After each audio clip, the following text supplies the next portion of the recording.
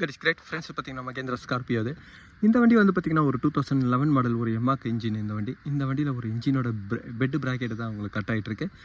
அதுதான் இந்த வீடியோவில் போடுறேன் பாருங்கள் ஃப்ரெண்ட்ஸ்.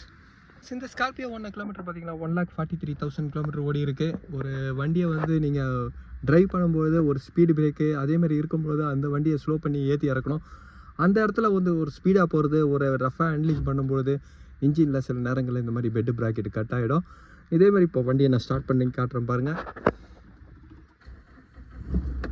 ஃப்ரெண்ட்ஸ். இன்ஜினை ஆஃப் பண்ணி ஸ்டார்ட் பண்ணும்போது இன்ஜின்லேயும் ஒரு வண்டியில் ஒரு வைப்ரேஷன் வருது. கியர் ஆட வந்து பார்த்திங்கன்னா ஒரு சைடு ஃபுல்லாக கிராஸ் ஆகிடுச்சு பாருங்கள். வண்டியோட வைப்ரேஷன் எவ்வளோ தூரம் இருக்குது பாருங்கள்.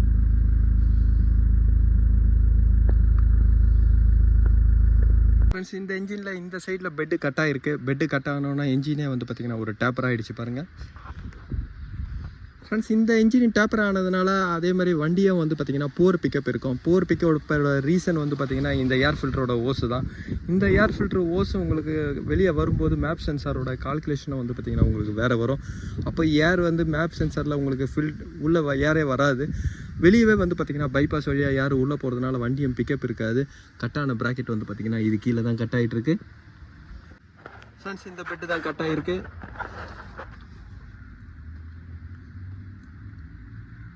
கட் ஆகிட்டு தான் ஃபுல்லாக லோடாகி இதில் உட்காந்துருக்கு.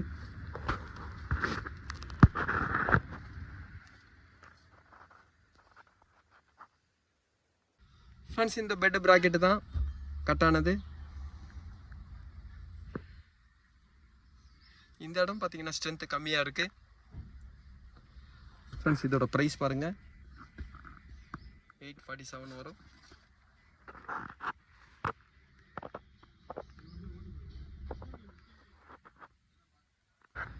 ஃப்ரெண்ட்ஸ், இப்போ இந்த ப்ராக்கெட் நான் ஃபிட் பண்ணிட்டேன். இப்போ இன்ஜினோட மேலே லெவல் காட்டுறேன்.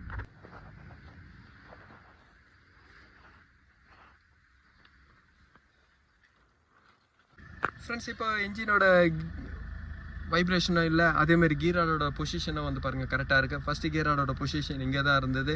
ஒரு ட்ரையாங்கிள் மாதிரி வந்து பார்த்திங்கன்னா இன்ஜினோட மவுண்ட் வரும். 2 இன்ஜினோட ஃப்ரண்ட்டு மவுண்ட்டும் இன்னொன்று வந்து பார்த்திங்கன்னா கியர் பாக்ஸுக்கும் வரும். இந்த 3 ட்ரையாங்கிள் மாதிரி ஒரு இன்ஜினையும் கியர் பாக்ஸையும் சேர்ந்து வந்து பார்த்திங்கன்னா லோட் பண்ணோம். அதில் ஒரு சைடு உடையும் பொழுது இன்ஜின் வந்து பார்த்திங்கன்னா கிராஸ் ஆகவே உங்களுக்கு கியர் ராடோட பொசிஷனும் மாறும். கியரை வந்து பார்த்திங்கன்னா ஒரு ஃப்ரீயாக என்கேஜ் ஆகாது